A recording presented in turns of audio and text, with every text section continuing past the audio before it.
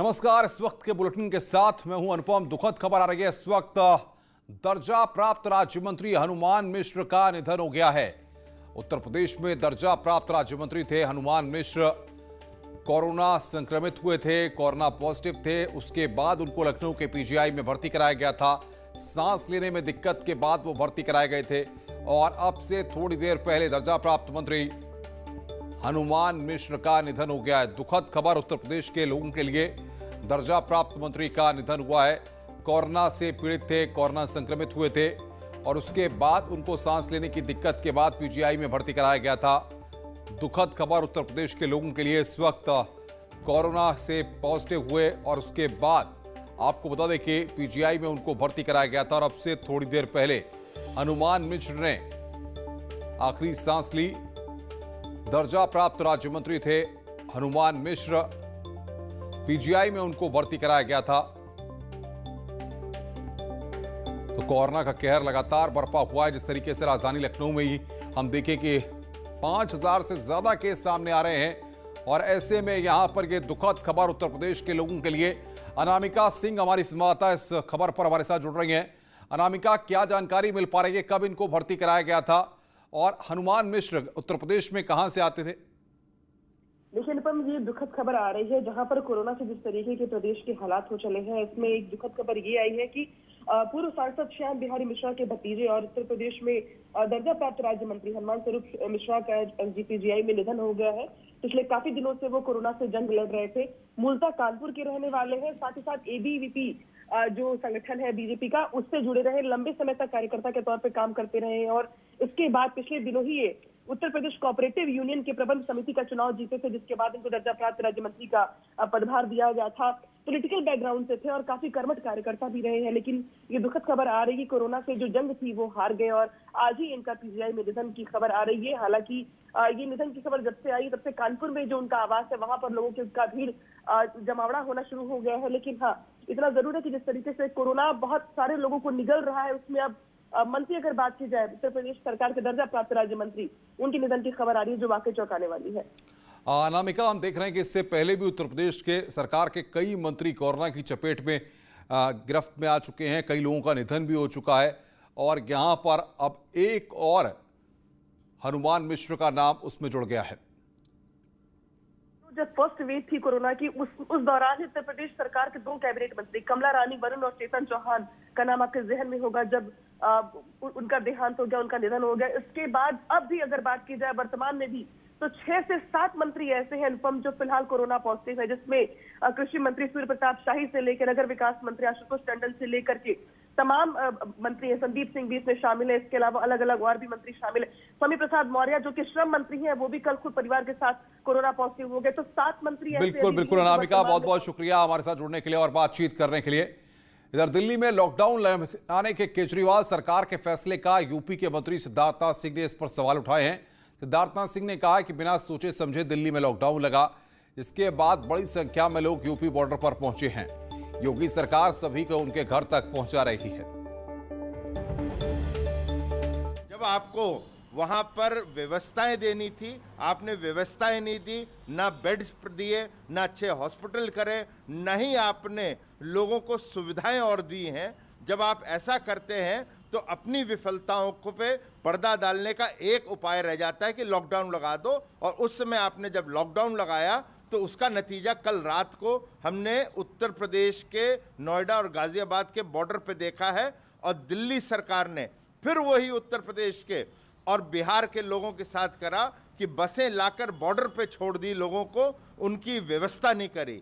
लेकिन उत्तर प्रदेश के मुख्यमंत्री ने कल रात में उत्तर प्रदेश की बसें लगाकर, सरकारी और प्राइवेट लगाकर 70 से 1 लाख लोगों को वहां से निकालने का कार्य शुरू कर दिया है और उनको अपने गांव तक की पहुंचाने का कार्य कराया जा रहा है। मगर दिल्ली के मुख्यमंत्री ने आनन फानन में लॉकडाउन जो लगाया है, उसका नतीजा, उसका दृश्य हम लोग कल देख रहे हैं। इधर दिल्ली में 6 दिन के लॉकडाउन होने के बाद की पलायन शुरू हो गया है। लोगों में डर है कि कहीं ऐसा ना हो कि इसे धीरे धीरे बढ़ा दिया जाए।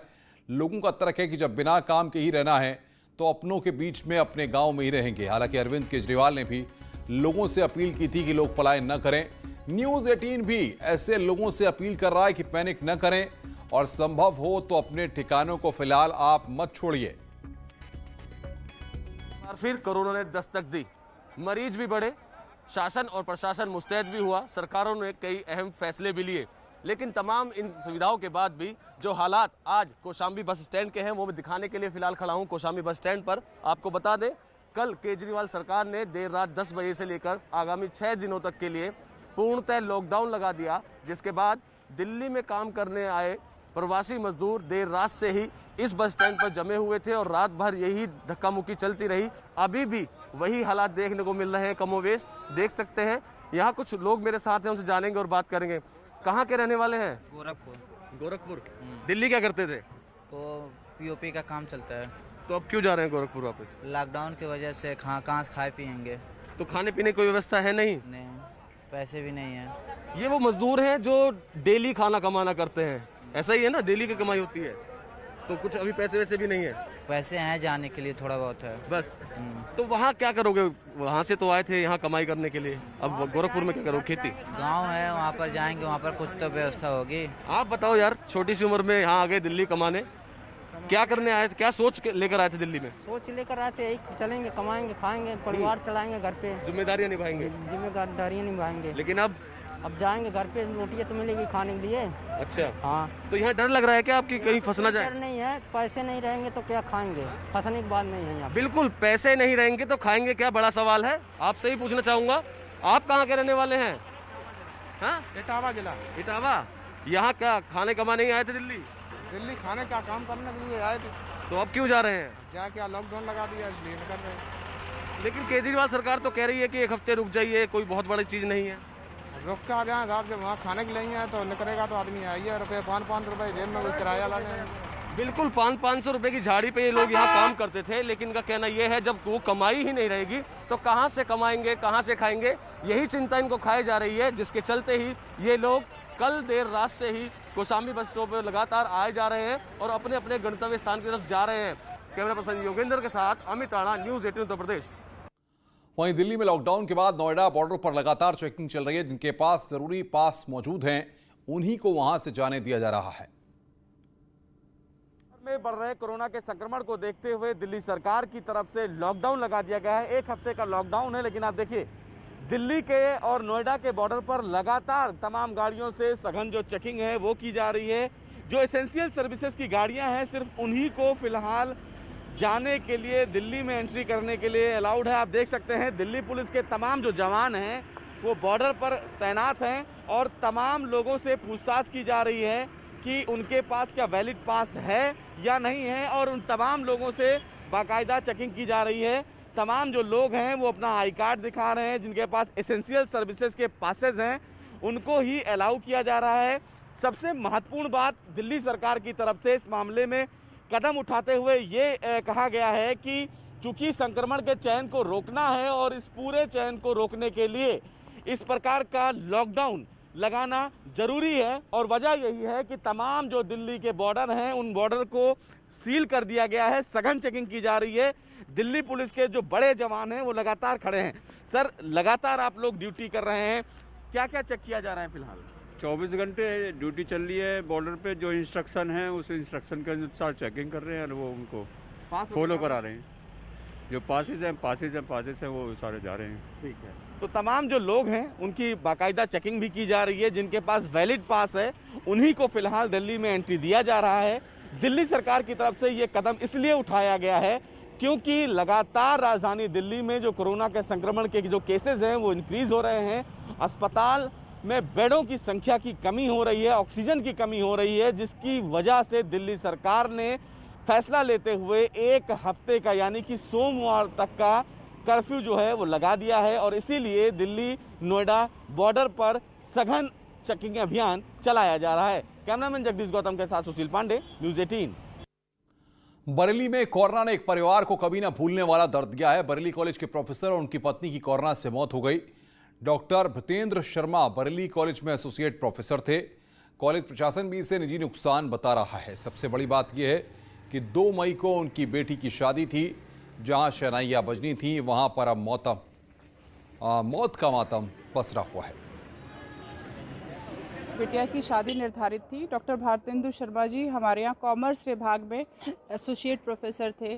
पहले उनकी पत्नी और इसके बाद उनका जाना महाविद्यालय परिवार के लिए बहुत बड़ी क्षति है।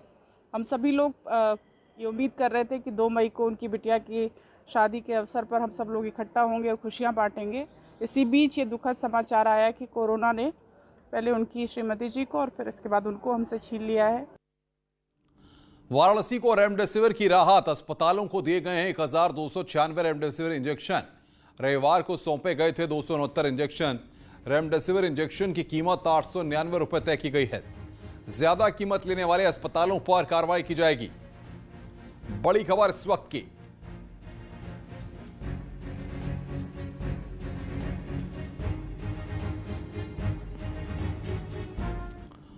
बड़ी खबर इस वक्त आ रही है। मुख्य चुनाव आयुक्त सुशील चंद्रा और चुनाव आयुक्त राजीव कुमार कोरोना पॉजिटिव हो गए हैं।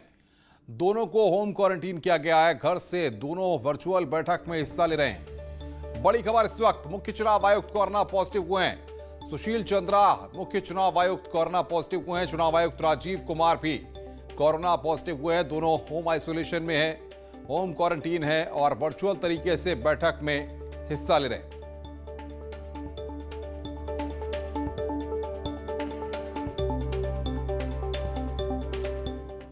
और मुख्तार अंसारी मामले में इस वक्त बड़ी खबर आ रही है। मुख्तार के एम्बुलेंस केस में पुलिस ने बड़ी कार्रवाई की है। हॉस्पिटल की संचालिका समेत 2 को गिरफ्तार किया गया है। पुलिस ने डॉक्टर अलका राय को गिरफ्तार कर लिया है। मऊ के श्याम संजीवनी हॉस्पिटल की संचालिका हैं अलका राय। SN राय को भी पुलिस ने आज गिरफ्तार किया है। मुख्तार के एम्बुलेंस केस में बड़ी कार्रवाई बाराबंकी पुलिस के द्वारा की गई है। मुख्तार अंसारी पर इस वक्त की बड़ी खबर, बाराबंकी पुलिस ने कार्रवाई करते हुए अलका राय को, SN राय को गिरफ्तार किया है। 2 लोगों की गिरफ्तारी हुई है। मुख्तार के एम्बुलेंस केस में यह कार्रवाई यहां पर बाराबंकी की पुलिस ने की है।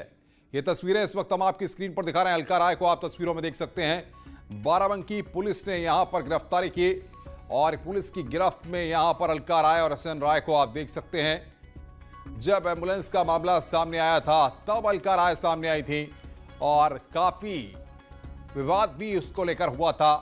कई बयान यहां पर अलका राय के सामने आए थे और ये पुलिस की गाड़ी से उतरती हुई अलका राय, ये आप तस्वीरों में देख सकते हैं।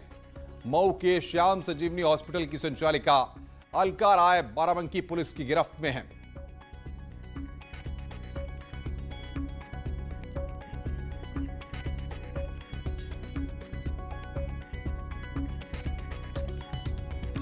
SN राय को भी पुलिस ने गिरफ्तार किया। एक्सक्लूसिव तस्वीरें इस वक्त हम आपकी स्क्रीन पर आपको दिखा रहे हैं। न्यूज़ 18 आपको एक्सक्लूसिव तस्वीरें दिखा रहा है। पुलिस की गिरफ्त में यहां पर बैठी हुई है महिला थाना पुलिस लाइन के अंदर। यहां पर अलका राय को रखा गया है। हॉस्पिटल संचालिका अलका राय के साथ साथ SN राय जो उनके साथी है उनको भी यहां पर पकड़ा गया है और इस पूरे मामले में बाराबंकी पुलिस ने एक्शन लिया है और यह कार्रवाई की है। स्वागत है। ब्रेक के बाद शिवसेना सांसद प्रियंका चतुर्वेदी ने 7 अप्रैल को केंद्रीय स्वास्थ्य मंत्री डॉक्टर हर्षवर्धन को पत्र लिखकर 18 से 45 साल की उम्र वालों की तरफ ध्यान देने का अनुरोध किया। उन्होंने अलग अलग राज्यों के मुख्यमंत्रियों द्वारा कोरोना वैक्सीन के लिए जरूरी उम्र सीमा को समाप्त करने की अपील की और ध्यान देने की बात कही थी। अब सरकार ने 18 साल से ऊपर सभी उम्र के लोगों के टीकाकरण की इजाजत दे दी है। प्रियंका चतुर्वेदी ने सरकार के इस फैसले का स्वागत किया और सरकार को इस कदम के लिए धन्यवाद दिया। प्रियंका चतुर्वेदी ने अपने लेटर में कहा था कि भारत के सभी राज्यों और आयु वर्गों के लोगों को कोरोना वैक्सीन की जरूरत है और वैक्सीनेशन प्रोग्राम के बढ़ने से संक्रमण के मामलों को तेजी से कम किया जा सकता है।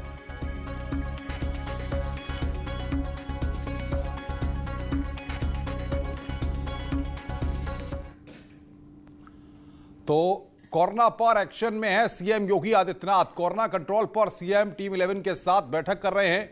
ये जानकारी इस वक्त आ रही है। सीएम पूरे दिन काम और समीक्षा कर रहे हैं। डॉक्टरों ने सीएम को आराम की सलाह दी है। संक्रमित होने के बावजूद युद्ध स्तर पर काम जारी है। आइसोलेशन में भी रहकर लगातार काम कर रहे हैं मुख्यमंत्री योगी आदित्यनाथ।